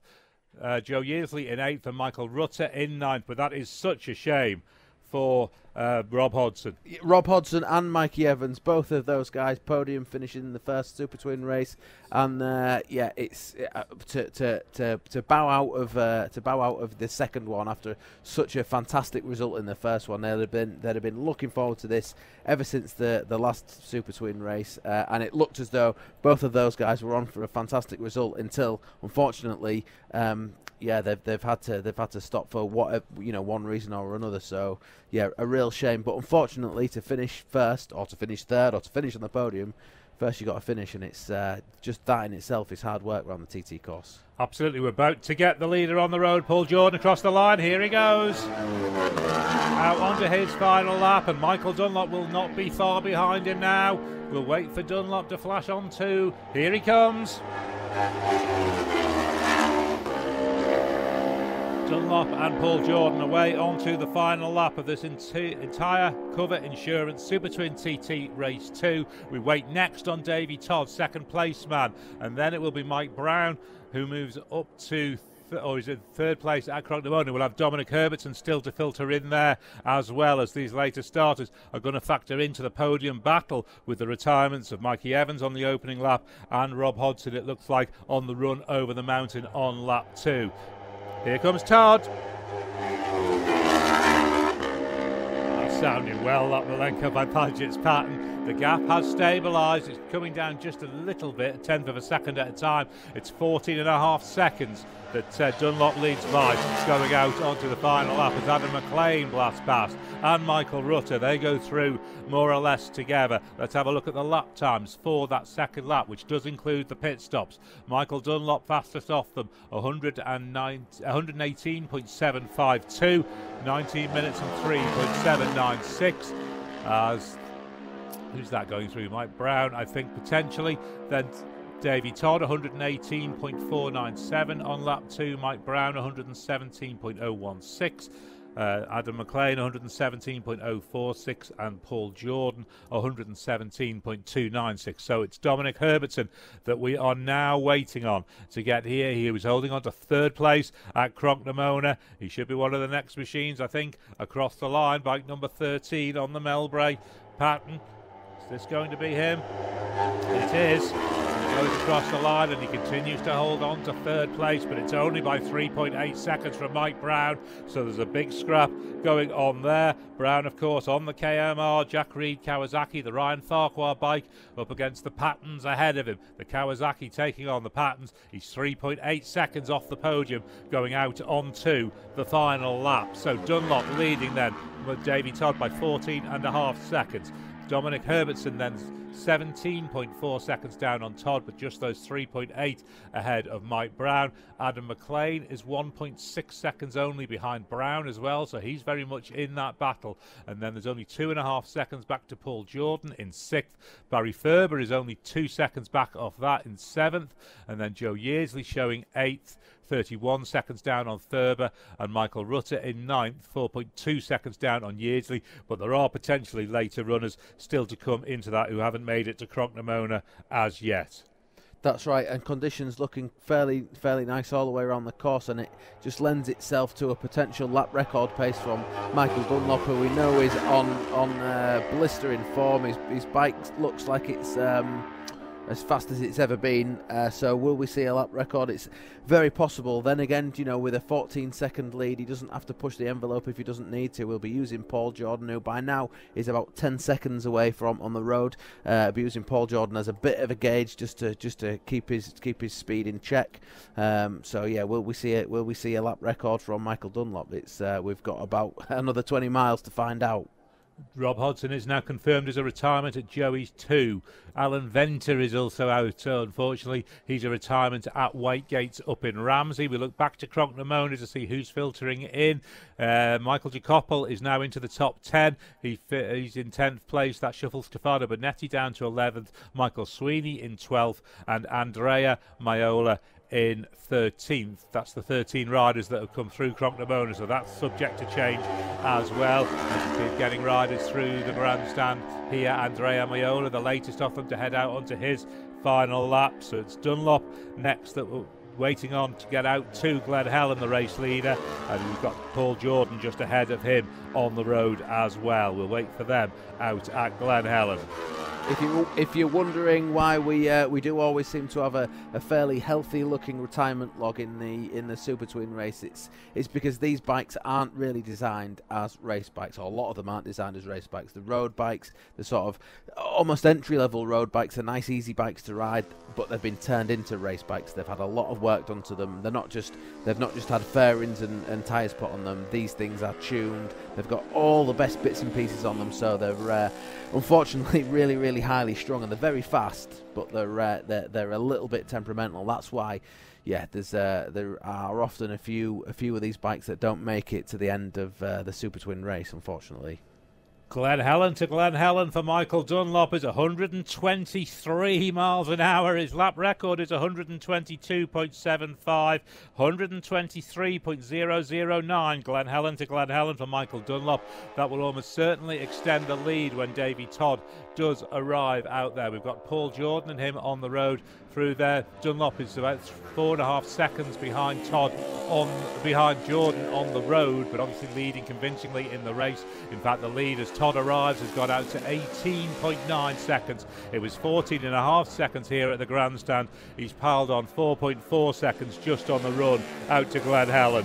He definitely doesn't need to ride at lap record pace or even set a lap record, does he? But it's a nice way to throw the gauntlet down, even if it is 52 nearly years to the next Isle of Man TT. I think last year when the second race was red flagged, he was 8.5 seconds inside his lap record pace at the bungalow.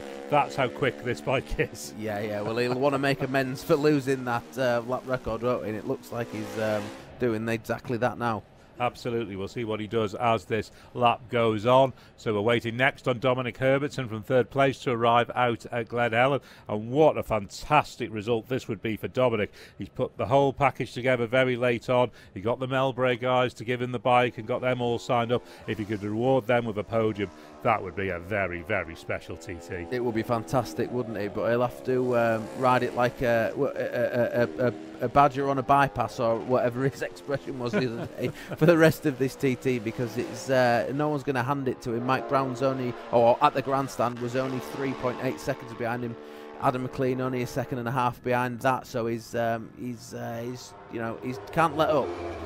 Looking at Herbertson, he's now through Glen Helen. He still holds on to third, and he's 17.6 down on Davy Todd, and he's now 6.5 seconds up on Mike Brown. It was 3.8 seconds here, so Herbertson is getting quicker and pushing that gap out to Brown behind him. Brown therefore falls into the clutches of Adam McLean. There's only 0.8 of a second between them in fourth and fifth, and there's only 1.5 seconds further back than that to Paul Jordan, who is in sixth. Then Barry Ferber is only 1.5 seconds behind that in seventh. So there's only about 4 seconds separating fourth down to seventh, I think. So tremendous racing going on. Looking back to the grandstand here, we said Michael Tocopoulos has dropped into the top 10. Mikko Sweeney from the start number 24 is holding on to 12th. Andrea Miola 13th. 14th for Darrell Tweed, number 35. Michael Russell is 15th from number 55. And Marcus Simpson is 16th from number 32. That racing that close means one missed gear or one missed braking point, or you run wide somewhere into even one of the slower corners around this TT course, and it might be the difference between 3 or 4 places. So you've got to be so perfect, inch perfect. Michael Dunlop has caught Paul Jordan on the road. He's just overtaken him into Ballaugh Bridge. That might just drag Paul Jordan along a little bit. Leads on the road, absolutely does Michael Dunlop, and he's oh good lord, he's 12 seconds inside. No, he's not. Sorry, let's get it right. He's 3 seconds inside lap record pace out there at Ballaugh. It's a 7:51, and the lap record split is 7:54.4. So 3 seconds inside lap record pace here for Michael Dunlop on the pattern. But again, he knows he's got this under control. He's either wanting to go out there and set a lap, or at some point he's going to back it off. Yeah, well, it's Michael Dunlop, isn't it? So will he back it off? Yeah, that remains to be seen. But Paul Jordan, who he's just overtaken on the road, if Paul Jordan can get in his slipstream, he is in that group of riders that has about 3 or 4 seconds covering the entire bunch. So if he can stay with Michael Dunlop even for 2 or 3 miles and just have him drag him along, pull him perhaps down Sulby Straight, that might be the difference for Paul's current 7th place, I think, when the rest of the riders come through, to about 4th place if you can catch Mike Brown. Yeah, it's whether he's got the pace to stick with Dunlop to get in the tow as Dunlop goes through Sulby Bridge, and we see Dominic Herbertson just coming up through Kirkmichael. So we're a little while before he gets to Ballaugh. Just to confirm, he continues to hold on to this 3rd place. He did at Glen Helen. We're waiting to see, does he still hold it when they get to Ballaugh as he goes out over Rencullen.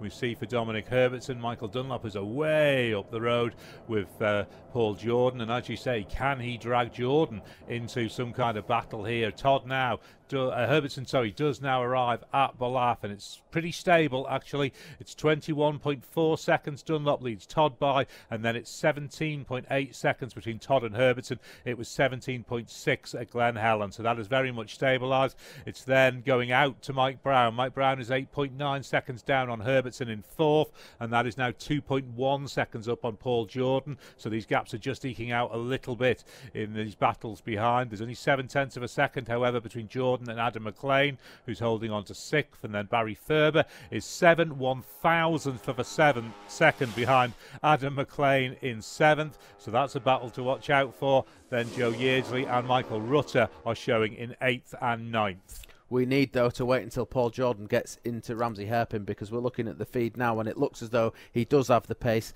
to stick to the back wheel of Michael Dunlop, who hasn't been able to break the toe. Right with him, in fact, yeah, right behind him, line astern as they head on up towards Ramsey next. So yeah, this could help drag Jordan. He was 2.1 seconds down on Mike Brown in the battle for fourth, and then it's 8 seconds or so to Dominic Herbertson, who is in third. So about 10 seconds in total. Jordan is behind Herbertson, third to fifth, as we see Davey Todd come through the cratery. Oh my word, that Padgett's bike looks absolutely sorted, absolutely on rails almost through the cratery. It does, doesn't it? And these the Malenko by Padgett's team definitely know how to put a motorcycle together. They've been doing it a long time and had a lot of success on short circuits on the Isle of Man TT. So if anyone can make a bike handle, it's them boys. It is the first time that the Padgett's team have ever entered this Super Twin class, as Michael Dunlop now makes it to the hairpin. PJ is right with him, still right in his slipstream as they head up towards Waterworks. So Dunlop is through. Let's see, can we get an indication of the split? He is still well inside lap record pace. Here it's an 11:19. The lap record is an 11:25. So he's about 5.5 seconds inside lap record pace to Ramsey, and that will put it in the 1:23s potentially. The lap record stands from 2018. Michael Dunlop on the pattern, 122.75. It is, I think, the longest standing of the lap records at the TT. So we'll wait and see what happens there. We wait then for Herbertson next to arrive. Paul Jordan, Davey Todd and Michael Dunlop are all through Ramsey. The gap has just gone out, as it is every sector. It's out to 24.7 seconds that Michael Dunlop leads, with just the final run over the mountain to do in this entire Cover Insurance Super Twin TT Race 2. Dunlop has it totally in hand here, Mike, 24.7 seconds ahead of Todd at Ramsey. He does. Mike Brown approaches the hairpin now. We've seen Paul Jordan use the toe from Michael Dunlop to drag him in front of Adam McLean as Mike Brown breaks the timing beacon at Ramsey hairpin. We'll see whether or not, and he has. Paul Jordan as now a second, 1.8 seconds in front of Mike Brown. So Paul Jordan's using that toe to his advantage, and we wait to see. We'll have to wait until for Dom Herbertson to come through to see whether or not Dom has kept that 17-second lead. But Paul Jordan now probably fourth place in this race. Absolutely. Herbertson then arrives. He slots into third where he was at Balaf. 17.3 seconds down on Todd. 8.2 up on the new fourth place man, Paul Jordan. 1.8 seconds ahead of Mike Brown in fifth. Then we're looking for, Barry Ferber's got past Adam McLean as well. A change of 6th and 7th. Barry Ferber up to 6th. Always goes so well on the Super Twin. He's 4.6 seconds down on Brown. He's 0.7 of a second up on McLean. And then we're waiting on Joe Yeardley next to come through, who is holding on to 8th at Balaf. Rutter in 10th place behind Joe Yeardley. Michael Dukoppel 1 place behind him, as we see what looks like Dom Herbertson at Ramsey hairpin having a bit of a moment. A really good look behind him. A lot of these guys use the Ramsey hairpin to just have a look behind you, see what that gap is like behind you. If you can hear a bike, you don't always know who it is, so it's good to have a look. It's one of the slowest parts of the TT course, so it's it's probably the safest place if you do feel the need to have a look behind you. It's a lot of the guys do it there. Absolutely. So we're waiting next for who are we waiting for to arrive into Michael Dukoppel, who is holding on to a top 10 position to arrive into Ramsey. There's 9 bikes onto the climb of the mountain at the moment. If we look back to Glen Helen on this lap, just to get some of these latest runners in, it was Michael Dukoppel holding on to 10th, Stefano Bonetti 11th, Michael Sweeney 12th, 13th for Andrea Miola as Dunlop reaches the bungalow, 14th for Darrell Tweed. Paul Jordan is right with him still. Marcus Simpson holding on to 16th, Julian Crenio in 17th, Chris Moore 18th. This is at Glen Helen on lap 3. Then 19th for Sean Anderson, and into the top 20, his best showing of the week for Paul Potcher Williams. The slipstream's so important on these lower powered bikes. That's one of the reasons why you'll see someone like Paul Jordan able to keep up with Michael Dunlop. We know Michael Dunlop is on basically lap record pace, but when you've got when you can get in someone's slipstream, the difference it makes, particularly up these hills, particularly if the weather's if it's a little bit windy and you get in headwinds in places, you're not going to have to worry about that headwind. So you can get in that slipstream and it'll just drag you along. Sometimes 5, 10, maybe more Dunlop, miles per hour. The Aprilia's got some pace in it though, because Michael Dunlop's now on a 1:23.1 pace as far as the bungalow, which will be a stunning new lap record. But the Aprilia is sticking right with him. Exactly, yeah. Well, and Paul's got to ride the bike at that pace. It's one thing being able to stay in the slipstream, but if you can't ride round the corners fast enough, you're not going to be near enough to get in that slipstream. So, fair play to him. Absolutely. The gap to Todd has just grown as it has, sector by sector by sector.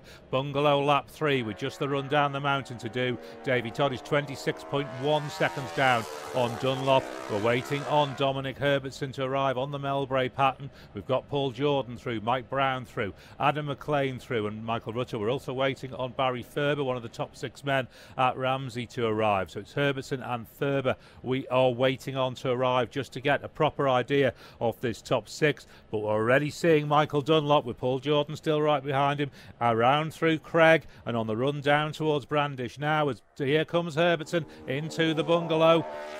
Where's he going to slot in? He is still holding on to third. It is 18.5 seconds behind Todd and reduced margin over Paul Jordan. Dunlop is dragging Jordan along. I think he's probably going to run out of time. It's down to 5.4 seconds. I think Herbertson has probably got this, but Dunlop is dragging Jordan into this contention. Yeah, you're absolutely right. If it's going to be close, isn't it? Can Paul Jordan from the bungalow to the grandstand? Can Michael Dunlop drag him 5 seconds closer to Dominic Herbertson? Do you know what? I think it's entirely possible. However, if Dunlop just has a steadier last couple of corners, it'll obviously mean Paul. It'll slow Paul up as well. So it's I think it might be very close. It's that gap is definitely coming down. We see then Dunlop through Signpost Corner. Paul Jordan has had an amazing ride behind Michael Dunlop through this entire lap. Well, from halfway around the lap when Dunlop came blitzing past him out towards Balaf. Dunlop is then into the Nuke, almost braking now for the Nuke. Ducks right into the Nuke. Jordan still right in his slipstream. So just Governor's Dip and they'll flash out onto Glencrutchery Road, and we'll see what this lap is for Michael Dunlop. He turns now into the dip. He leads on the road. He leads in the race. He did the double in the Super Twins at TT 2024. He's about to do the double at the Super Twins at TT 2025 on the MD Racing pattern. Here comes Dunlop and Jordan. And it's 123.056, a brand new Super Twin lap record, 18 minutes 23.791. What a lap by Michael Dunlop when he didn't even need to do it. No, he didn't, did he? But Paul Jordan will be pleased he did, because it's just dragged him ever so close to the podium, and you just have to. Yeah, I mean, we'll have to wait until Dom Herbertson comes over the line to see whether or not Paul has or hasn't made that podium position, will we? Whether it be Paul or whether it'll be Dom Herbertson. Todd's on his way. Michael's on his way into the winner enclosure for the 33rd time. Let's get down to Chris Kinley. He certainly is, like you quite rightly say, for the 33rd time. We're getting a burnout as well. Oh,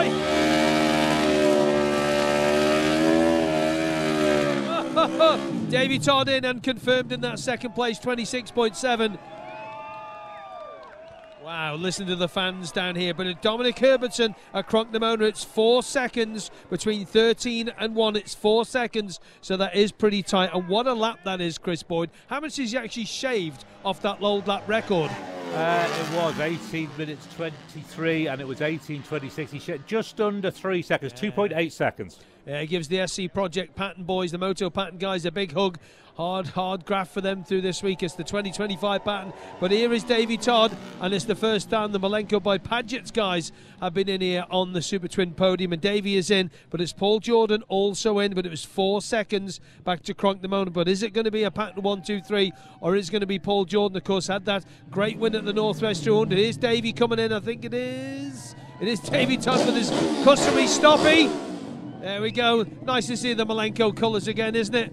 Michael Dunlop in a little stoppy from PJ there, from Davy Todd even. So we keep an eye out for the number 1 machine, because it might just be him. Herbertson third. Dominic confirmed in third place. Dominic Herbertson on the 13 bike, 20 seconds back in that third place. But Michael Dunlop has done it again. 33 wins around here now. Absolutely incredible. Let's have a little look at that lap again. 123 and a bit, wasn't it? Absolutely incredible. He's probably on the phone to the boss of Patton at the moment. And Michael, just quickly talking to Gary Ryan there. Michael, many congratulations. And has he told you the lap time, Gary? No. Right, okay. Do you want me to, I'll tell you. I like doing these things. 18 minutes 23.7, 123.056. Oh, very nice. I know. I don't know. Is that in the last lap? Last lap, yeah. I'm surprised. I backed off a little bit, obviously, because I seen I had a bit of a lead, and the lead was dropped way down after the pit stop, and then it come back up again. And then I said, I better push on here a wee bit. And then on the last lap, we had a Shut up, Dominic.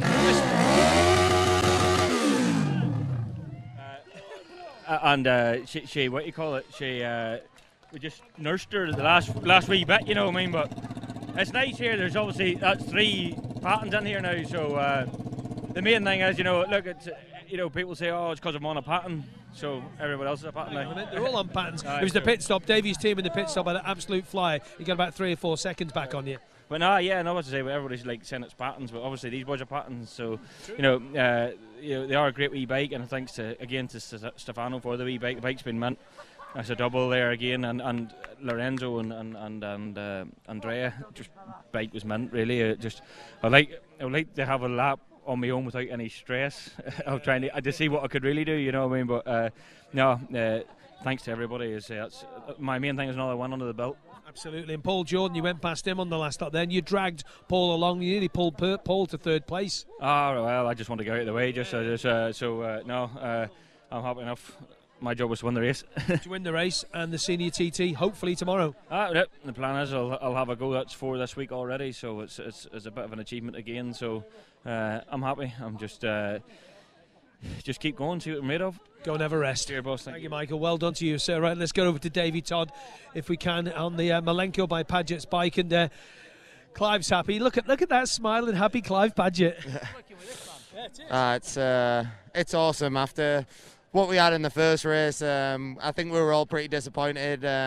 Clive's bought this pattern here and tried to make the best of it, and really struggled in that first race. And I think the boys really got their heads together. Clive's giving me a great bike there. We're never going to compete with that thing. There's absolutely zero chance. And not taking anything away, Michael rides it super hard. I rode that as hard as I could, and super stoked to get the Malenko by Padgett's team up on the box again. 121.7 I think was your quickest lap. 120. I'll get it for you now. 121.708 was your quick. Just double check that. 178. Yeah. I'm pretty happy with that, mate. Yeah, it's not too bad.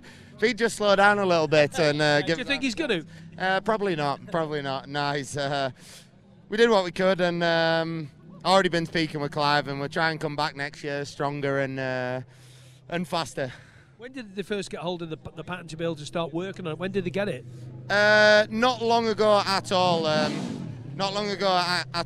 Clive actually bought it from Pattern. I don't want to say too much, but on the premise that we get exactly the same bike as Michael, which we've definitely not got. But Clive's honestly worked so hard and done a lot of work to this to improve it on the original bike we got from Pattern, and he's done a great job, and just stoked to put it on the podium for him. And what do you think the interview with Dominic is going to be like? That'd be wild enough. Good luck to you. Thank you, Davey. Cheers. Thank you. Let you get in. Well done to Davey Todd. And oh God, right. If anybody's got a beat machine up there in our studio, Dom the Bomb, turn around. They want a photograph of you talking to me for some reason. Bonnie Ladd, 2nd TT podium. That sounds good. Could you say that again, but a bit slower? 2nd TT podium, 3rd and 4th last year, and 3rd this year. Wow, Dominic. Congratulations. Well, absolutely over the moon. And, when Simon Warren, I rode for Simon at the Classic TT, and Simon said to me, if I want to come to the TT, what can I do for you? And as a team, they bought a pattern. We've dug in, and it's just been... I don't even know what to say to you, Chris. It's that's a first. And I've normally got something rude, funny, or totally inappropriate to say, but you know what? 5.5 weeks to turn this round, and you know what? I cannot thank everyone enough on the GoFundMe, Adam Hewitt, just JCT, truck and trailer, people who have come out like the woodwork. Alton Towers, he knows who that is, by the way. But it's like, Piggy and Tall Tim, that this is the first time they've taken a deep breath in 2 weeks. And I could sit here, and I should sit here and rack off every thank you, but you know who you are, and I cannot thank you enough. I really cannot thank everyone enough. Last time I saw Tall Tim was in the Gloucester services about 2 or 3 years ago, and he came up and he said, "Do you remember talking to me?" And I went, "Oh, I do. You just talk bikes, don't you, from the Isle of Man? They want to talk bikes." But for you, Dominic, for you to put this together in the time frame that you had, and all these people, a lot of people, like you're quite rightly saying, to get it in here, you and there was 3 or 4. Mike Brown was having a good run at a time. Rob Hodgson was in there in the mix. Oh, that's what this place is about, isn't it? It's like being number 13, unlucky for some, but not for us. And it was a lonely race. Barry Faber pulled his. I tell you what, my old man's walking up to us now, and he had a femur operation a week ago, and that just shows everything, doesn't it? So I best give him a hug. You better have. Dominic, well done to you. Rob, are we all done? I think we're all done, yeah? Oh, there's a picture then. Where's the photographers now? Get a picture of Mark Herbertson with his son. So there you go. There's your 1, 2, 3 in the entire cover insurance Super Twins. Dominic going off to do his TV work, and I've already said to Debbie and the team, get your bleep machine ready. Boydie, back to you. Fantastic. Absolutely brilliant story for Dominic Herbertson to get his second TT podium. He was so thrilled when he got his first one, but to get one this year, given the circumstances that he's gone through, Mike, so special. Yeah, definitely, and just great to see another name on the podium at the TT, isn't it? Yeah, absolutely. The news from Race Control that the Roads Open car has left St Ninians to begin opening the roads on the mountain course. For the safety of yourselves and others, please remember the roads remain closed until the Roads Open car has passed through your location. So that is on the way. We've had a fantastic 3 races here at TT 2025 on the penultimate day. That last lap by Michael Dunlop, a new Super Twin lap record, 18 minutes, 23.791, 123.056 miles per hour. The other lap 3 speeds that we have, 121.899 for Paul Jordan. For Davy Todd, it was 121.708.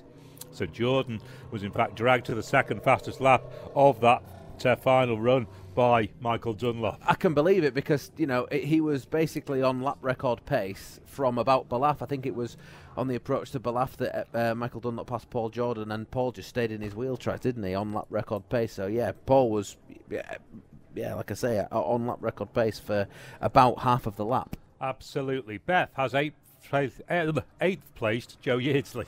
Yeah, I do, just stand next to Joe. Obviously there was disappointment with that retirement in the first race, but 8th, fantastic. How was it out there? Yeah, I was really enjoyed that, to be honest. It's just first lap I was making a lot of mistakes on a few corners and pulling the wrong gears and stuff, but once we got dialed in towards the end there, I felt really smooth on the bike, and I had no pain in my arms or anything at all. So much easier riding the Twin than one of the big bikes, but no, I enjoyed that. What was the lap time in the end on my last lap? 119.061. Yeah, well, I think my fastest, or 170.5 previously, so no, but as long as we're improving, I'm happy. That's what we're here for. And I think, it's easy to forget this is only your second TT. Yeah, definitely. Time to celebrate yet? Seeing you tomorrow, hopefully, if the weather allows it, and then we can do after that. Wonderful. Thanks so much, Joe. Well done. Thank you. Brilliant. Thank you very much, Beth. So those we were giving out those lap 3 times, weren't we? It was 120.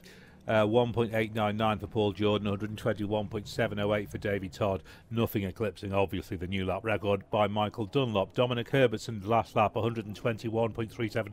These were all the fastest laps of the race. Mike Brown, 120.791.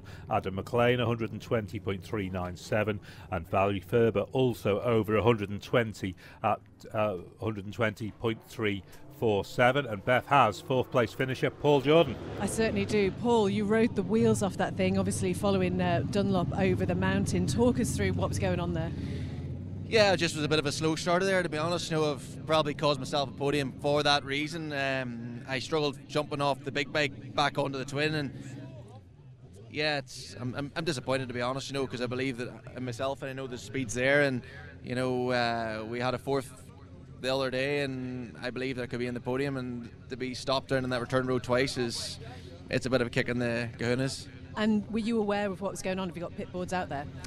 Yeah, I had a pit board, I think one at Ballacrane, and I think I remember it was P7 or P6 or something, and I just knew I had to dig deep, you know. And once Michael come past me coming into Balaf, I just told myself, like, do whatever you need to do, Paul, don't let go. And you know, I was willing to put myself off the side of the mountain there if I needed to, just to try and get myself a better result. Oh, but fourth is still fantastic. Obviously disappointing for you, but well done anyway. Yeah, thank you very much. Thanks. Superb. Thank you very much, Beth. That's our fourth place finisher. It was Michael Dunlop's winning margin in the end over Davy Todd was 26.775 seconds. So the MD Racing pattern beating the Malenko by Paget's pattern. Then in third place was Dominic Herbertson on the Melbray pattern, 20.586 seconds down on Todd. And that was just 3.141 seconds ahead of Paul Jordan, being towed along by Michael Dunlop on that lap record lap. And now we have Lancelot Unisart down with Beth. Yeah, smiling again here, Lancelot. Talk us through your race. Yeah, great race. I knew we had a bit more in the tank than we had in the first race. I pushed from the start. I think we had a pretty decent pit stop, and then Chris Mock went past me, and I just stayed behind him. And yeah, I tried the hardest I could say. So I think I can say that was a pretty good race for my last race. I won the mountain course. So it's a lot to take in, isn't it? It really is. Oh, Dave, it's really emotional. It's so lovely. Yeah, to be honest, I'm just really pleased we've had 2 good races, 2 good results. Lance's top 20. That's just mega, isn't it? Absolutely brilliant. Well done. You totally deserve that. Well done. Well done. Thank you.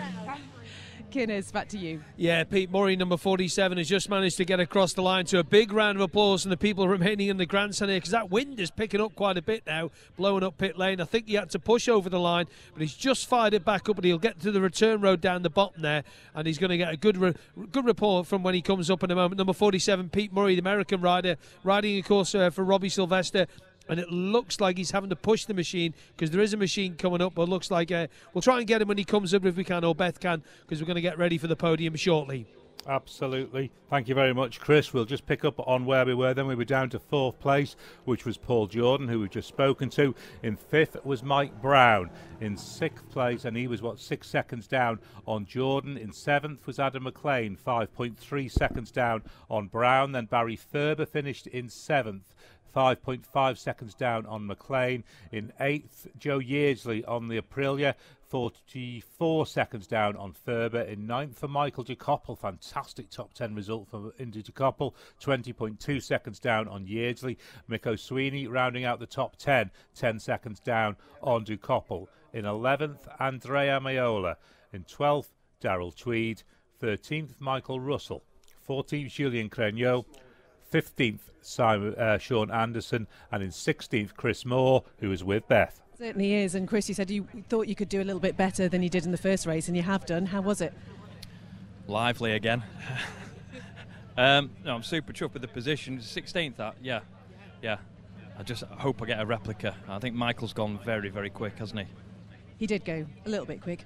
But yeah, highs and lows of that then, apart from being, as you say, a little bit lively? The highs, it was actually having a bit of a dice with Lancelot. So I managed to catch him this race. It was nice following him for a short while, but I realised I did have a little bit more pace than him. And I thought I gapped him, and then I looked round and he was there again. So, no, it's good, it's good. I thought I'd probably gone quicker than I did, actually. But hey-ho. There you go. But still a brilliant result. Well done. Super chuffed. Thank you very much. Thanks for everyone that helps me as well. Thank you. Brilliant. Thanks to Beth, and great to hear from Chris Moore there. In 17th place, Paul Potchy-Williams. That's his best result of the week by some distance, and good to see. In 18th, Marcus Simpson. In 19th, Lancelot Unisart. Rounding out the top 20, another cracking result for Jack Fowler, 20th at a TT. In 21st, Andy Hornby. In 22nd, Paul Cassidy. 23rd for Sam Johnson. 24th for Wayne Bourget. In 25th, Masayuka Yamanaka. In 26th, from America, Pete Murray. 27th for Maria Costello, who set her fastest ever sidecar lap in the race before. See how she got on in the Supertwin, but it's 27th place finish for her in the Supertwin race. So there we go. That, I think, rounds out the finishes of the entire cover Insurance Supertwin TT Race 2. We can see the guys are still, the podium men are still in the winners' enclosure, having their photos taken. But that was a bit breathless, really, because take Michael Dunlop out of that, and that was just a huge scrap. Obviously, the early retirement of Mikey Evans, and then the further retirement of Rob Hodgson sort of disrupted that podium battle from what we had in race 1. But, it was close all the way through. You just couldn't really call it, could you? We didn't know who was going to be where, and from one moment to the next, and to see Paul Jordan just fighting his way through on the last lap, thanks to that toe from Michael Dunlop, it was going to that very nearly turned the podium again, didn't it? So fantastic race. Just a late retirement in that race was Stefano Bonetti up at the bungalow on the final lap. He's making his own arrangements for return. So Stefano Bonetti on the pattern retired up at the bungalow on lap 3. And we can see, I think, Chris Kinley, Pete Murray pushing in. Yeah, he's getting a round of applause from the spectators down there as well, and the spectators on the grandstand were all, give him another cheer, folks, because I tell you what, he's done well there, Pete. And one of Robbie Sylvester's teams has just gone to help him out as well. That's a good old push, and it's a light little motorcycle, but well done, boys. Good job. Good job. And Pete gets the finish as well, which is so important, whether they get a bronze rep or just a finisher's award. Well done to Pete. Comes a long way from America every year, and well done to the fans who were given a good round of applause. That means a lot. Chris. And that just shows you how much a finish at the TT means, Mike, even in this modern day. In the olden days, we used to hear about people pushing in. We hear about it much less now, probably because it's not particularly, agreed on by them because of the speed other competitors are coming past. But it means everything to Pete to get across the line and get that finish. Yeah, you're not wrong. Just finishing a TT is a massive achievement. To be honest with you, just starting a TT, getting yourself here is a big achievement. So, firing yourself off down Glencountry Road and then coming back 2, 3, 4 or 6 laps later is a massive achievement. So, fair play to everyone that got round that TT race. He's probably completely out of breath, but he's with Beth. I don't know, have you been working hard, have you, Pete? That was quite incredible, and what a reception you got. Do you want to tell us what happened? Well, just started sputtering at the crag, and we took a gamble with a fuel load. We lost. So how far have you been pushing it? Just coming back out of the nook. Bless you. Well, that was quite incredible. Well done. Well done. He does sound completely out of breath, and you would be. These bikes, they're probably not the heaviest, the Super Twins, but nonetheless, it's still a heck of an effort to push from there. It's uphill as well, isn't it? So, I wouldn't fancy pushing anything. I don't really fancy walking all the way from the nook, to be honest with you. So, pushing a big race bike next to me, fair play to Pete. Obviously, we're waiting for the podium to happen next. We can see that the fillers are already being dismantled in pit lane. They will be taken away and washed and cleaned, ready for tomorrow's senior TT.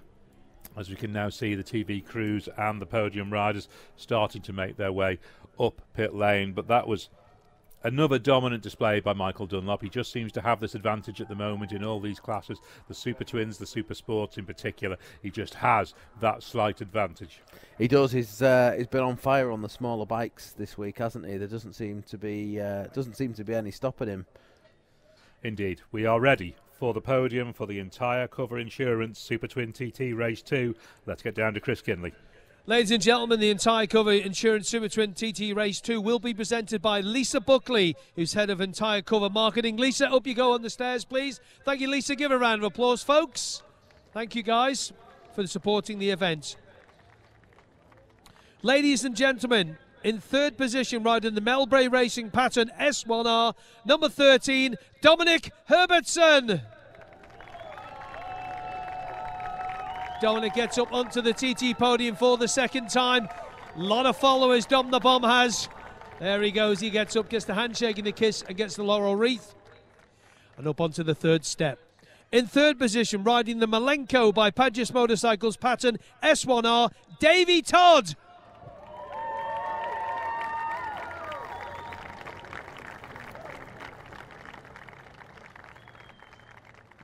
Davey gets up onto the second step. And ladies and gentlemen, with a new lap record of 18 minutes, 23.791, 123.056, riding the MD Racing Pattern S1R, Michael Dunlop.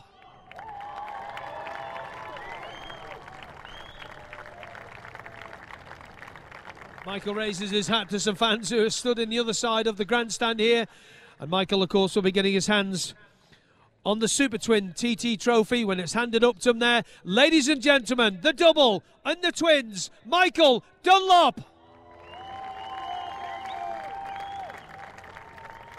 And ladies and gentlemen, if you are able, please be upstanding for the anthem.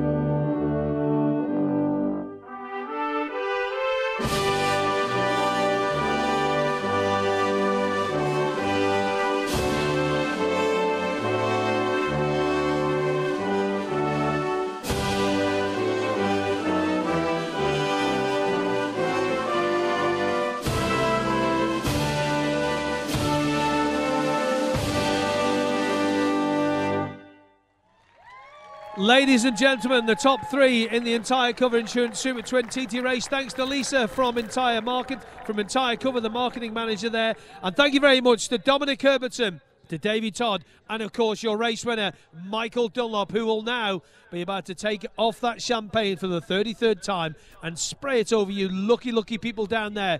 Who's going to be first? There goes Davey. He's getting quite good at this. There we go. All three. Well done to Dominic as well. His second TT podium. Well done, boys.